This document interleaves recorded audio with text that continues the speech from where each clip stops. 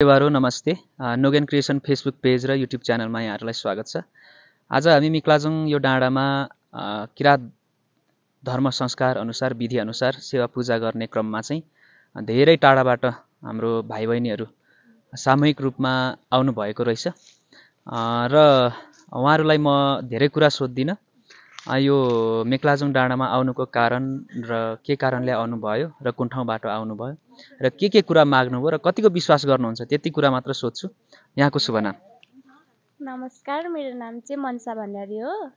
हामी चाहिँ मेक्लाजुङ 3 आरुबोटे पाँचसरबाट आएको। मेक्लाजुङ 3 आरुबोटे पाँचसर भनेपछि त यहाँदेखि निकै टाढो हो होइन? हजुर, धेरै नै टाढा हो। तपाईहरू साथी पक्कै पनि सल्लाह गरेर नै आउनुभयो होइन? तर यो विषयमा केही कुरा थाहा भएर अथवा बुझेर कसरी आउनुभयो? हजुर, यस्तो धेरै खासै केही चाहिँ बुझ्या छैन, तर पनि हामी चाहिँ घुम्नको साथसाथै साथीहरूसँग पूजा गर्नको लागि आएको थियौँ। भनेपछि दर्शन गरिसक्नुभयो। यहाँदेखि मुनि निकै देवीस्थल देवीथानहरू छन् होइन? सायद भन्न मिल्छ भने के कुरा माग्नुभयो? भन्न त मिल्दैन होला। ल यतिको तपाईँ जतिको मान्छेले पक्कै पनि आफ्नो भविष्यको लागि राम्रै कुरा माग्नुभयो होला होइन? पढाइ सम्बन्धी आफ्नो भविष्यमा अब बाँचुन्जेल सबै कुरा राम्रो होस् भनेर माग्नुभयो होला र कतिको विश्वास छ अब जति पनि माग्नुभयो होइन आफ्नो लागि कुराहरू? हजुर, विश्वास छ भनौँ न।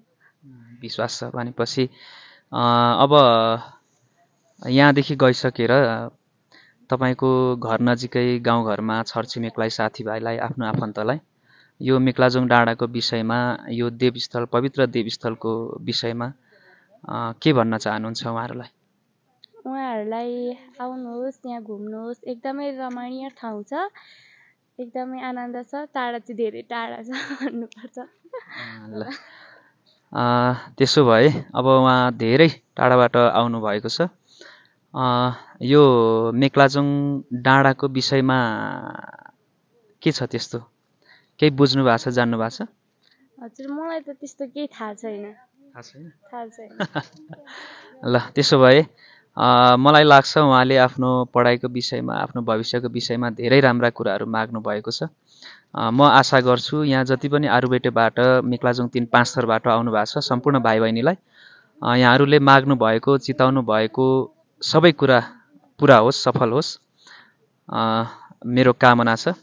आफ्नो विचार अनुभवहरू राखिदिनु भएकोमा तपाईँलाई धेरै धेरै धन्यवाद छ।